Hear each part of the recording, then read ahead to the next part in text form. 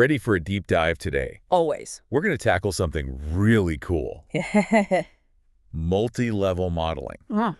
Specifically, those tricky cross-level interactions. Oh, yeah. Those can be fun.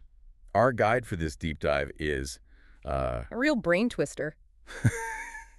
you can say that again. Yeah. It's this article, Understanding and Estimating the Power to Detect Cross-Level Interaction Effects in Multi-Level Modeling, Published back in 2012. by John E. Mathieu, Herman McGinnis, Stephen A. Culpepper, and Gilad Chen. and it's in the Journal of Applied Psychology.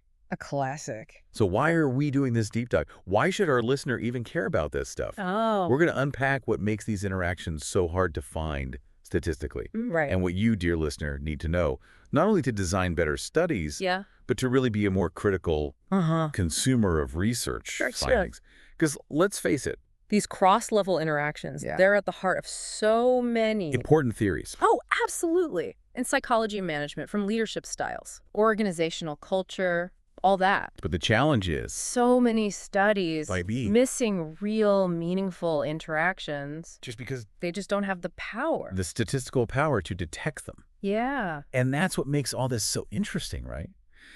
Before we even get into the specifics of this study, Okay. we need to make sure we're all on the same page about what cross-level interactions even are. Good point. Can you give us a clear, concrete example? Sure. Let's say you're interested in how the relationship between job satisfaction Cool. and, say, withdrawal behaviors, like absenteeism Uh-huh. or even thinking about quitting, Right. how that might be different depending on the team climate. Okay, so we've already got two levels here. Yeah. Individual level With job satisfaction and withdrawal. and the team level with team climate. Right. Now imagine you find that in teams with a really positive, supportive climate, job satisfaction is a much stronger predictor of whether someone stays or goes. But in a team with a less positive climate, that link between job satisfaction and withdrawal is weaker, maybe even non-existent. That's a cross-level interaction. So the team climate The group-level variable. influencing the relationship between two individual level variables. So it's not just that team climate matters. Nope. It's that it changes how those individual level variables relate to each other. Precisely. And the study gives some other great examples, too. Oh, yeah. It points out that this type of interaction is really key to understanding how leadership behaviors, like empowering leadership, might change the relationship between an individual's experience and their willingness to use new technologies. That's really interesting because you might assume that experienced workers are less likely to adopt new tech, but maybe empowering leadership changes that dynamic. Exactly. It creates a context where experience doesn't automatically lead to resistance to new ways of doing things. They also talk about how things like a strong safety climate can affect the relationship between a leader's relationship with their team members and those members' safety behaviors. So these cross-level interactions They're everywhere. and crucial for understanding of how people behave Yeah. in organizations. And the article specifically calls out 3 common types of unit-level moderators. Hmm. These are the group-level variables that researchers often suspect are influencing things at the individual level. Okay, right. They are unit-level climate, like the safety example. Then there's ambient leadership practices directed at the unit, and then other unit-level emergent states, like collective efficacy or team empowerment. Like we're piecing together a puzzle, Yeah. looking at how all the individual pieces fit Right. within the bigger picture of Right. the team, the Yep. organization, and beyond. Absolutely. But, like you said, big challenge here. This paper isn't just about how cool these interactions are. Yeah. It's about how statistically finding them is like trying to catch a unicorn. It really is. And they show some pretty sobering evidence. They talk about a review of studies published in the same journal, the Journal of Applied Psychology, that found that the power to detect these cross-level interactions was often way below that 80% level. The gold standard. Exactly. So we're not just talking about a theoretical problem. This is real, Oh, yeah. likely affecting a lot of published research. Very likely. And that's why this deep dive is so important, right? Right? Yeah. Because we need to understand what factors affect our ability to actually see these interactions. And luckily, this study gives us some answers. It does. They use simulation to pinpoint the key drivers of statistical power. Okay. And some of them are pretty surprising. Ooh, I love a good statistical plot twist. So where do we start? Yeah. What's the biggest factor affecting our ability to detect these elusive cross-level interactions? The most influential factor, maybe not surprisingly, is the strength of the interaction itself. Makes sense to me. A strong signal cuts through the noise. Exactly. The bigger the effect, the easier to detect. Okay. But what about those more subtle interactions?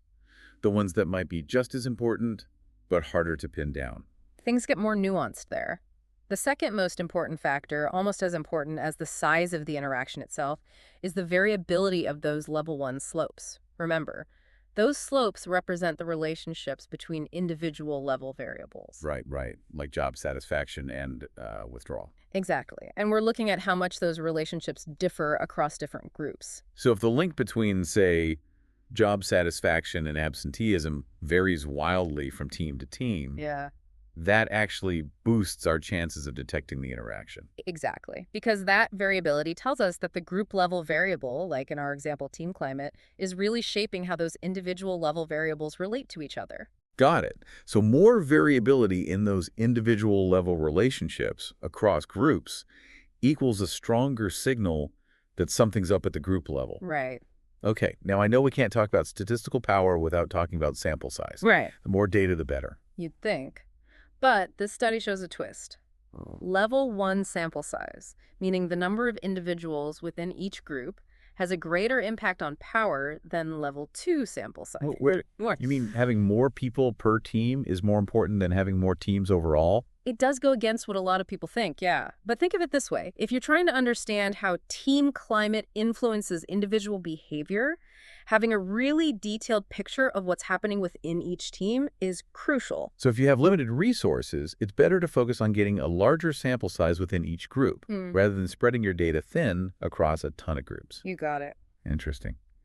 Okay, are you ready for another surprising finding? Mm. This one might make some researchers double-check their methods. Hit me. Okay, so this study found that measurement reliability is even more critical when it comes to cross-level interactions. Oh, absolutely. And we're talking about how consistent and precise our measures are, how much error they introduce. Exactly. If your measures aren't super reliable, it's like trying to hear someone over a ton of static. You might miss the true strength of the interaction because the measures are adding too much noise to the data. It's like those blurry photos. No matter how interesting the subject is, if the image is blurry, you're not going to get a clear picture. Perfect analogy. And here's why this is especially important for cross-level interactions. Remember, these interactions are all about subtle differences in relationships across groups. So if your measures are introducing even small amounts of error, it can be really hard to tell those subtle differences from random noise. So takeaway message for researchers. Don't skimp on measurement. It'll pay off big time. Couldn't agree more. And I love that the authors didn't just highlight the problem, they created a tool to address it. Oh, I love when research gives us tangible tools to use. Tell me more. It's called the ML Power Tool. It uses something called Monte Carlo simulation, which allows researchers to estimate their statistical power before they collect any data. So you can play around with different scenarios and see how tweaking certain factors might affect your chances of actually detecting that cross-level interaction. Exactly. You can tweak the expected effect size of the interaction, the variability of the level 1 slope, sample sizes, the reliability of measures, all of it. It's like a crystal ball for research design. That's a great way to put it. This sounds incredibly valuable for researchers. What about for those of us who aren't designing studies? What's the takeaway for someone who just wants to be a more informed consumer of research findings? It can make you a more critical reader of research. When a study says, we didn't find a significant interaction, you can ask, did they have the power to detect it? Was their sample size large enough? Yeah. Did they use reliable measures? Exactly. Instead of taking null findings at face value, dig a little deeper. Think about whether those findings are truly null or just because of a poorly designed study. And that kind of critical thinking is so crucial these days, right? We're bombarded with research findings everywhere we look. Absolutely. It's everywhere we look. Sounds like understanding these statistical nuances can really empower us to be more informed about research, whether we're doing it or just trying to make sense of it. For sure. And this study really highlights how important it is to think critically about the limitations of any research, especially when you're dealing with complex stuff like multi-level phenomena. And this study focused on two-level models, right? Right. Individuals within teams. But organizational systems are way more complex than that. What happens when you add more layers, like teams within departments, within organizations, even across industries? That's a great question. And one of the areas where future research is needed, the study even says its findings are based on two-level designs, which are common but don't always show how complex things really are. So are you saying the insights from this study aren't relevant if you have a more complex design, like 3 or more levels? Not at all. The principles still apply, but as you add more levels of nesting, the power challenges get bigger. It's like those Russian nesting dolls. You keep finding more.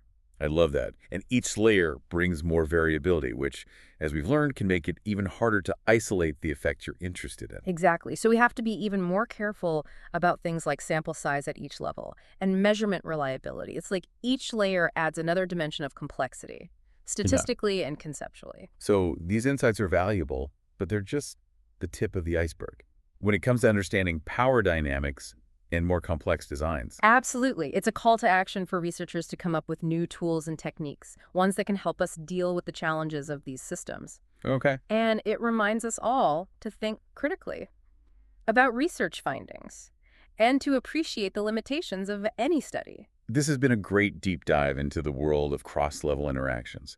We learned that finding them is tough, but worth it. They really help us understand how individuals and groups affect each other. And this study gives us clear steps we can take to increase our chances of finding them. Whether we're designing research, evaluating research, or just trying to understand these complex systems, this knowledge is power.